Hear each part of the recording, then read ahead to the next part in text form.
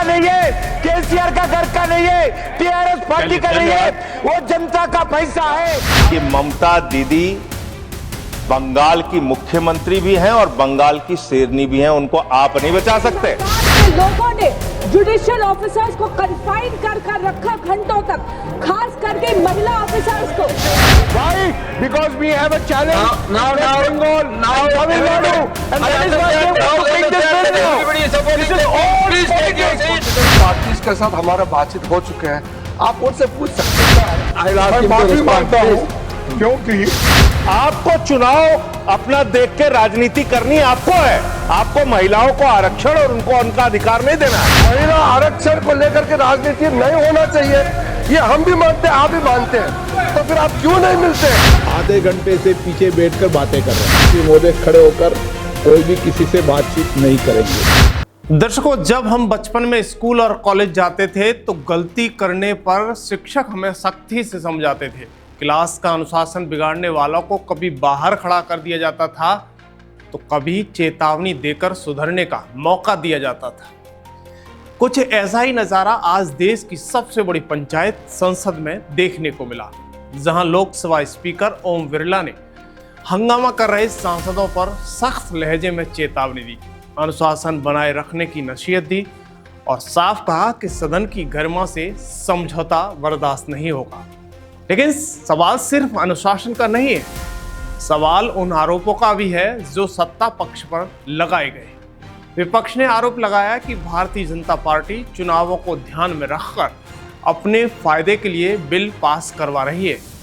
क्या ये सिर्फ राजनीतिक आरोप है या इसके पीछे कोई ठोस वजह है? हम इसकी भी पड़ताल करेंगे। वहीं बिजली के प्रीपेड मीटर को लेकर सदन में जबरदस्त हंगामा देखने को मिला। जनता से जुड़े इस मुद्दे पर विपक्ष ने सरकार को घेरा तो वहीं ऊर्जा मंत्री ने भी अपने जवाब से स्थिति साफ करने की कोशिश की। सिर्फ यही नहीं, गांव-गांव, शहर-शहर बिछाई जा रही जल जीवन मिशन की पाइपलाइन से जुड़ी समस्याओं को भी संसद में जोरों शोरों से उठाया गया। क्या ये योजनाएं राहत दे रही हैं या नई परेशानी खड़ी कर रही हैं? इस पर भी होगी खुलकर चर्चा। तो आइए हर मुद्दे की गहराई में जाएंगे, तथ्यों के साथ, सवालों के साथ। नमस्कार, मैं योगेश कांत हूं और आप खबर एक्सपर्ट का विशेष कार्यक्रम पार्लियामेंट विशेष देख रहे हैं। पप्पू यादव जी बहुत सीनियर बनते हो, पीठ पीछे करके 10-15 मिनट से बातें कर रहे हो। 2 अप्रैल 2026 संसद के इस बजट सत्र का आखिरी दिन। लोकसभा की कार्यवाही इस बार बिना किसी शोर शराबे के शांत माहौल में शुरू हुई। प्रश्नकाल में सांसदों ने अपने अपने क्षेत्रों से जुड़े अहम मुद्दे उठाए तो सरकार से जवाब भी मांगे।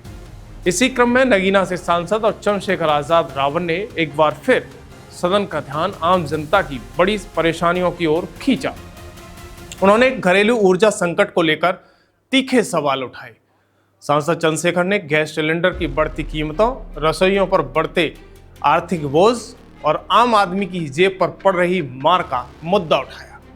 साथ ही उन्होंने इंडक्शन हीटर और बढ़ते बिजली बिल को लेकर भी सरकार को घेरा।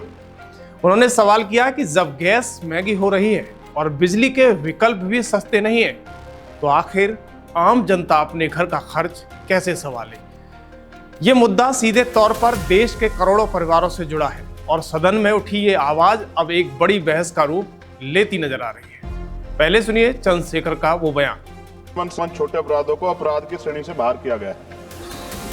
भारत में सभापति जी धारणा है कि अमीर लोग कानून का मजाक बनाते हैं और गरीब कानून की चक्की में पिसता। जुर्माने को टर्नओवर पर आधारित किया जाए, पर्यावरण और श्रमिक कानूनों में सख्ती बरकरार रखी जाए और न्यायपालिकाओं में जजों की संख्या बढ़ाई जाए।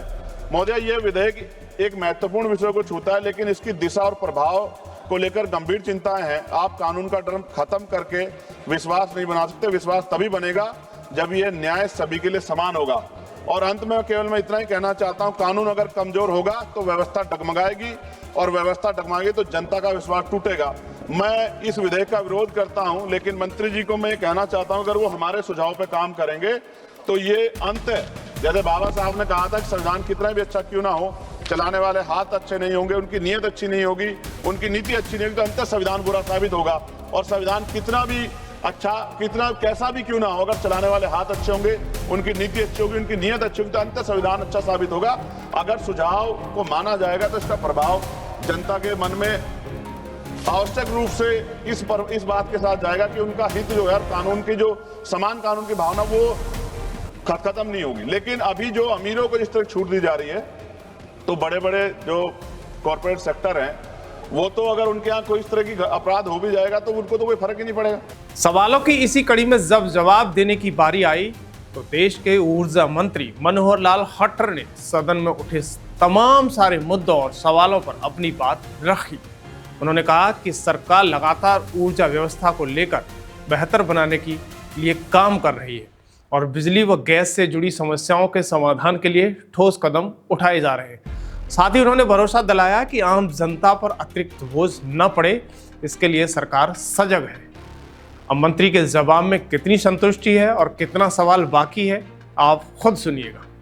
का बिल नहीं भरना, क्योंकि मैं हरियाणा में जो मुख्यमंत्री था, साथ में पावर मिनिस्टर भी मैं था, मैं बहुत अच्छी प्रकार से जानता हूं कि बहुत से इलाकों में बिजली का बिल न भरना यही स्वाभिमान का विषय है। और बहुत सी बहस भी होती थी, लोग कहते हम तो बिजली का बिल नहीं भरेंगे। यहाँ तक मैं कहना पड़ता था मुझे कि अगर आप बिजली का बिल नहीं भरेंगे तो बिजली नहीं मिलेगी। और वही गांव आज हरियाणा में 6400 गाँव में से 6000 गाँव में 24 घंटे बिजली जाती है, कोई पेंडेंसी नहीं है, लाभ में आ गए हैं। हमारी कंपनियां जहां जहां प्रीपेड हुआ है वहां कंपनियों के घाटे खत्म हो गए हैं और कंपनियां प्रॉफिट में आ गई हैं। आखिर तो जो हमारी जो कंपनियां हैं वो कमर्शियल कंपनीज हैं, वो कोई सेवा का काम नहीं करते हैं। जितना बिल देंगे, जितना बिजली सप्लाई करेंगे, उतना पैसा उनको लेना है। और आज से 2017 में 7 लाख करोड़ रुपया ये। वही प्रश्नकाल के दौरान एक और अहम सवाल उठा। चंडीगढ़ के कांग्रेस सांसद मनीष तिवारी ने स्मार्ट मीटर को लेकर सरकार को सीधे कटघरे में खड़ा कर दिया। उन्होंने सवाल किए कि आखिर स्मार्ट मीटर में ऐसा क्या बदलाव किया गया है जिसकी वजह से आम उपभोक्ता के बिजली के बिल कई गुना तक बढ़कर आ रहे हैं। उन्होंने सरकार से साफ जवाब मांगा कि क्या ये तकनीकी सुधार है या फिर आम जनता पर बढ़ता आर्थिक बोझ। अब इस सवाल का असर क्या हुआ और सरकार ने क्या सफाई दी, आप खुद सुनिए। देखिए, काफी जहां जहां ये स्मार्ट मीटर लगाए गए हैं और खासकर जिन इलाकों में निजीकरण हुआ है, जो बिजली का बिल है वो 4 गुना बढ़ गया है। और मेरे को तो ये समझ नहीं आता कि वो स्मार्ट मीटर में ऐसा कौन सा आपका डबरा का कोई यंत्र लगा हुआ है कि 4 गुना बिजली का बिल बढ़ जाता है। और ये तजर्बा एक जगह नहीं, जहां जहां निजीकरण हुआ है, जहां जहां स्मार्ट मीटर लगे हैं, हर जगह की फीडबैक यही है। मैं मंत्री जी से पूछना चाहता हूं, क्या आपके मंत्रालय ने कोई ऐसी स्टडी की है कि स्मार्ट मीटर लगाने से पहले लोगों को, उपभोक्ताओं का कितना बिल आ रहा था और स्मार्ट मीटर लगाने के बाद वो बिल कितना बढ़ गया है? ऐसा कोई आपने स्टडी किया है? मनीष तिवारी का सवाल एकदम बिना लाग लपेट के सीधा था, लेकिन इसका जवाब ऊर्जा मंत्री ने दिया। क्या आप खुद सुन लीजिएगा। महोदय, जैसा मैंने बताया कि बिजली के वितरण में जो अनियमितताएं थी वो स्टेट की अभूतपूर्व अनियमितताएं थी और ऊपर से लेके नीचे तक। अब इसमें मैं कोई बहुत बड़ा इस समय उसकी कोई इंक्वायरी या उस पर नहीं जा रहा बैकग्राउंड में, लेकिन उन चीज़ों को ठीक करना ये हमारा काम है। स्मार्ट मीटर के कारण से जो वहाँ गड़बड़ें होती थी उसे रुकने के कारण से पहली बार पिछले जब से बिजली का इतिहास कंपनियों का बना है, उससे पहले तो स्टेट्स के इलेक्ट्रिसिटी बोर्ड होते थे, वो स्टेट्स खुद अपना करती थी, लेकिन जब से कंपनियां बनी हैं ये पिछला साल पहली बार गया है जिसमें 2600 करोड़ रुपए का लाभ हुआ है सभी 49 कंपनियों को मिला करके, पहली बार। उसमें जहां तक कुछ उदाहरण देता हूं आपको। आपको ये बता दो, दिल्ली की सरकार लगाती है, राज्य की सरकार लगाती है, कोई समझा दो। हम तो गाइडलाइन देते हैं, राज्य की सरकारों का काम है, लेकिन राज्य की सरकारें इसको लगाएं ये हमारा आग्रह भी रहता है। और उस आग्रह के कारण से इन कंपनियों का हमको भी चिंता है ताकि सारे देश में बिजली ठीक से बने और ज्यादा प्लांट जनरेशन हो और उनको पेमेंट कर सकें, घाटा खत्म हो। इसलिए चोरी करने वालों को बिजली को रोकने का काम ये स्टेट्स का भी है, सेंटर का भी है। इसलिए प्रश्नकाल के दौरान ऊर्जा मंत्री के साथ साथ जल शक्ति और सड़क परिवहन मंत्रालय से जुड़े मुद्दों पर भी तीखे सवाल पूछे गए। सांसदों ने अपने अपने क्षेत्र की समस्याओं को मजबूती से उठाया, सरकार से जवाब भी लिए। लेकिन जैसे ही सदन में शून्यकाल की शुरुआत हुई, वैसे ही माहौल अचानक बदल गया। शांत चल रही कार्रवाई में शोर और हंगामा बढ़ने लगा। स्थिति बिगड़ती देख लोकसभा स्पीकर ओम बिरला ने हस्तक्षेप किया। उन्होंने सख्त लेकिन संतुलित अंदाज में सांसदों को समझाया, जैसे किसी बड़े मंच का संचालक अपने कलाकारों को याद दिलाता है कि प्रस्तुति की गरिमा बनाए रखनी चाहिए। स्पीकर ने साफ कहा कि संसद बहस और विचार विमर्श का मंच है, न कि शोर शराबा और व्यवधान का, और सभी सदस्यों से मर्यादा बनाए रखने की एक बड़ी अपील कर दी। अब स्पीकर की इस नसीहत का क्या असर हुआ, वो भी सुनिएगा। मैं आज स्पष्ट कहना चाहता हूं, कोई इमरजेंसी हो, 1 मिनट बात कर लो, 2 मिनट बात कर लो, 3 मिनट बात कर लो, कोई भी माननीय सदस्य यहाँ पर सदन के इस हाउस के अंदर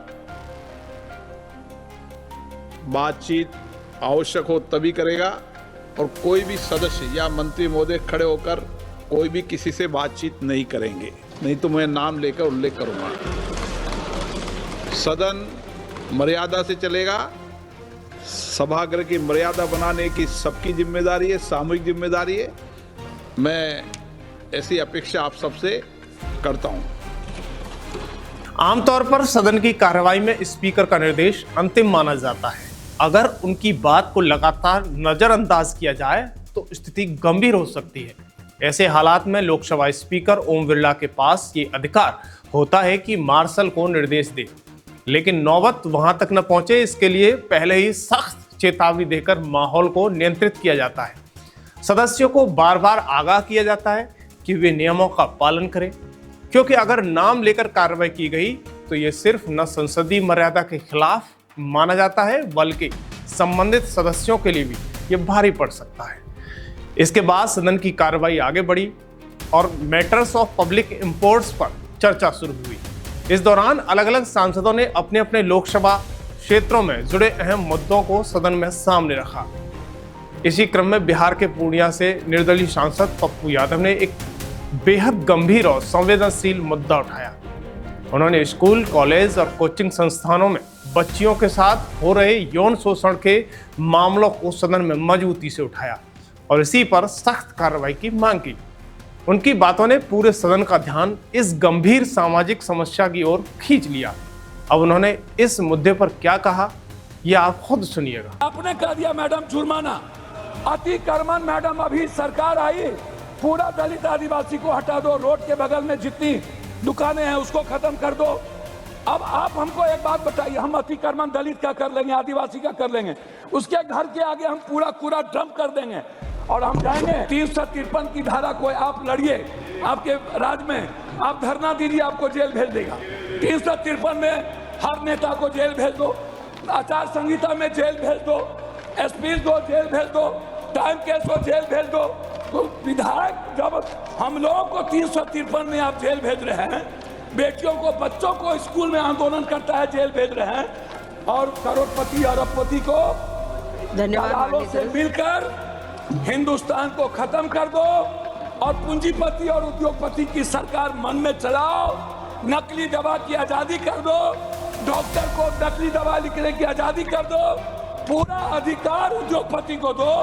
हिंदुस्तान की आत्मा गरीब, मजदूर, किसान, बेटियां, युवा और छात्रों के लिए इस कानून में कुछ नहीं है। इसलिए ये दलित आदिवासी विरोधी ये बिल है, इस बिल को रोकना चाहिए और इस बिल को पास नहीं देना चाहिए, मैं आग्रह करूंगा। बहुत बहुत धन्यवाद। मैटर्स ऑफ पब्लिक इंपोर्ट्स की चर्चा के बीच सदन में केंद्रीय सशस्त्र बल यानी सामान्य प्रशासन विधेयक 2026 CAPF पेश किया गया।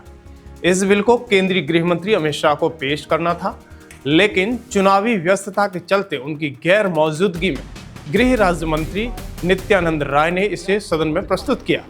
जैसे ही बिल पेश हुआ, विपक्ष ने जोरदार विरोध करना शुरू कर दिया और इसे बेबुनियाद बताते हुए हंगामा काटा।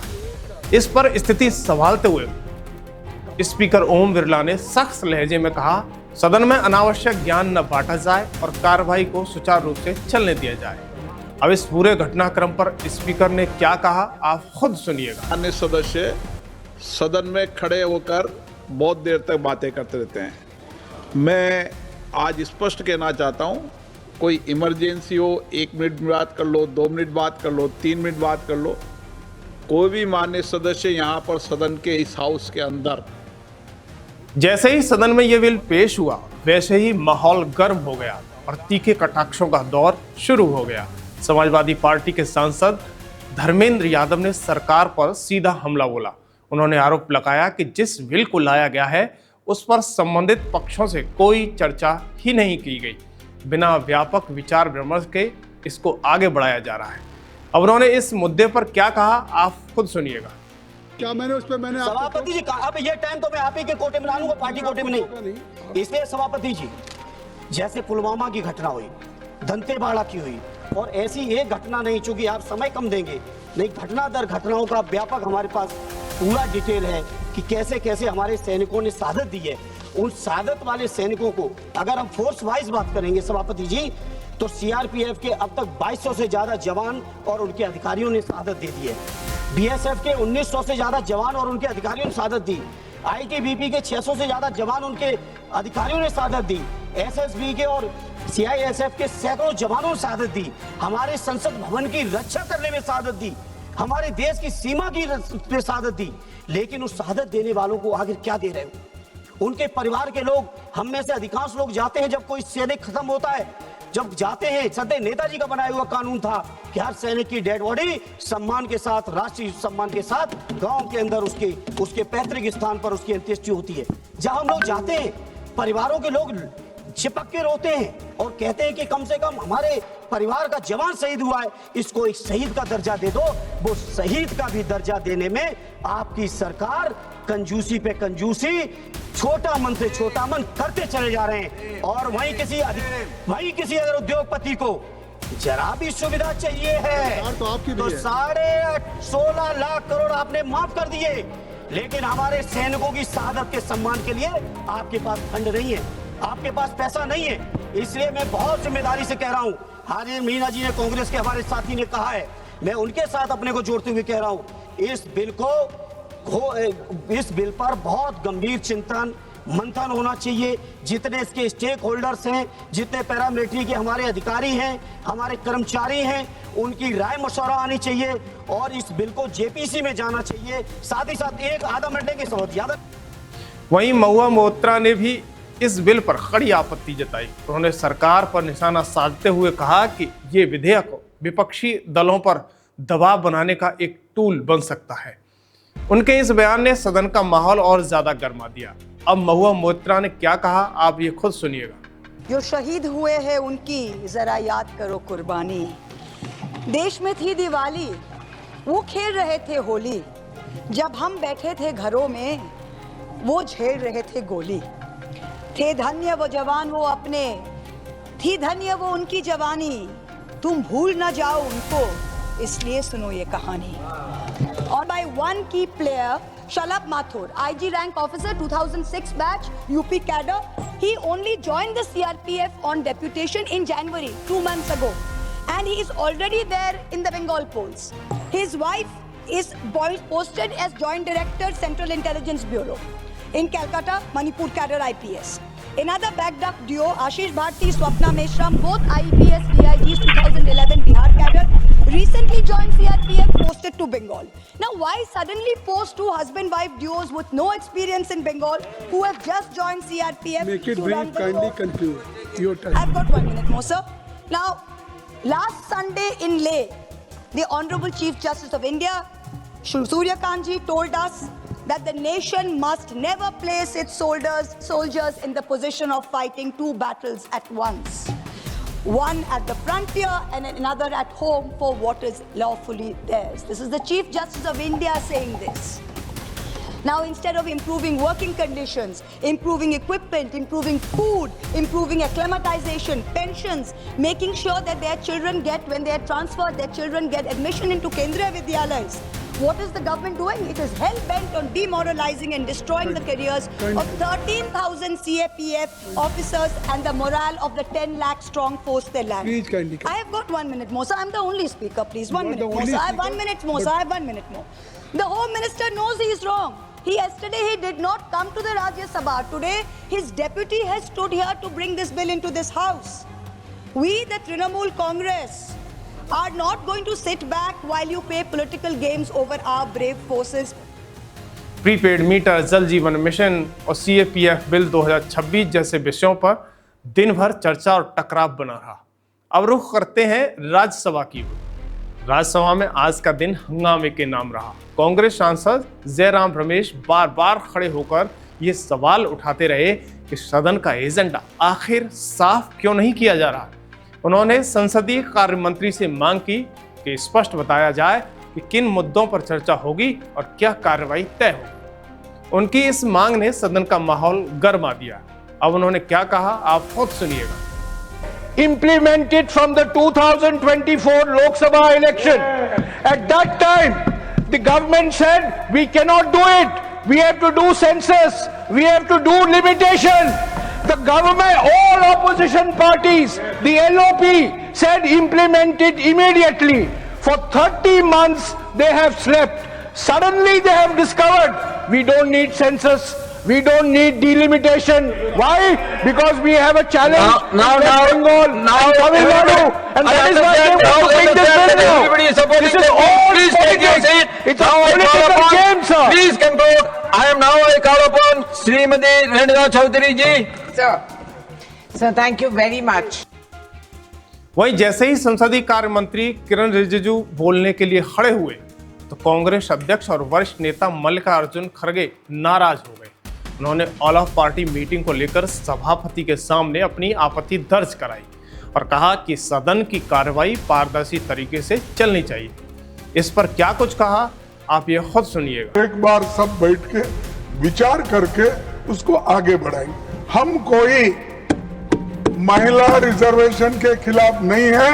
We are the first people to bring that and with our support only it has become unanimous. Yes.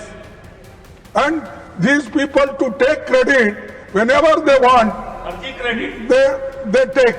Sir, मैं आपसे यही विनती करता हूं, सभी लोग सहमत हैं, लेकिन किस वक्त कैसा लाना, क्या करना, ये आपका खेल बंद करो। क्योंकि ये जो है महत्व का बिल है, इसमें अनेक विषय है। अगर आपको करना ही था तो 3 साल क्यों वेट किए? अगर आपको करना ही था तो इसी सेशन में पहले लाना था। आपकी इच्छा ही। महिला बिल को लेकर भी सदन में सियासी घमासान देखने को मिला। आम आदमी पार्टी के सांसद संजय सिंह ने सरकार पर सीधा हमला बोला।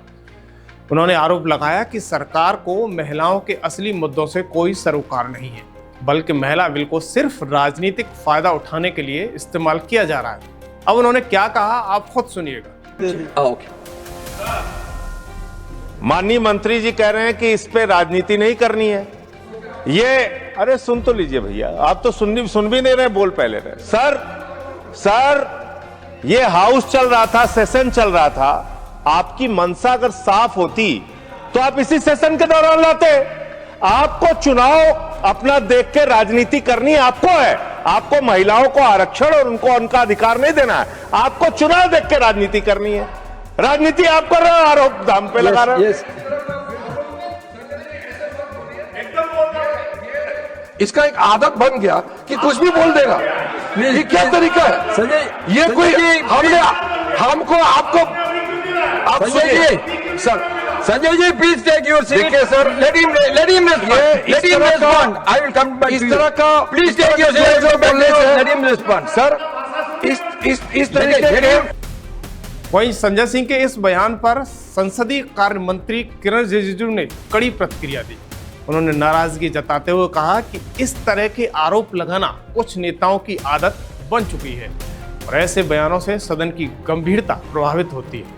अब मंत्री ने क्या जवाब दिया है वो भी आप सुनिए।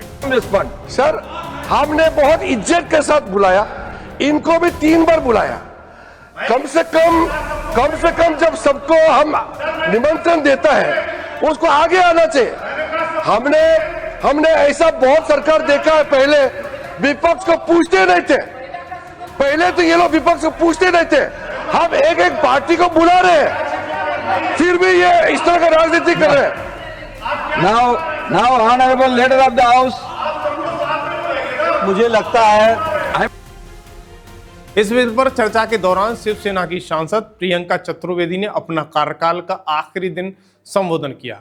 उन्होंने बिल का समर्थन करते हुए सरकार के प्रयासों की सराहना की, लेकिन साथ ही कुछ अहम खामियों की ओर भी ध्यान दिलाया। उन्होंने कहा कि कानून मजबूत हो, लेकिन उसमें सुधार की गुंजाइश भी बनी रहनी चाहिए। उनके इस संतुलित भाषण ने सदन की ओर ध्यान खींच लिया। अब उन्होंने क्या कहा, आप खुद सुनिएगा। Sir, we support the principle of giving Andhra Pradesh a permanent statutory capital. Amravati was identified after consultation and planning, and significant infrastructure investment had already begun. Over 56,000 crore worth of projects are still underway.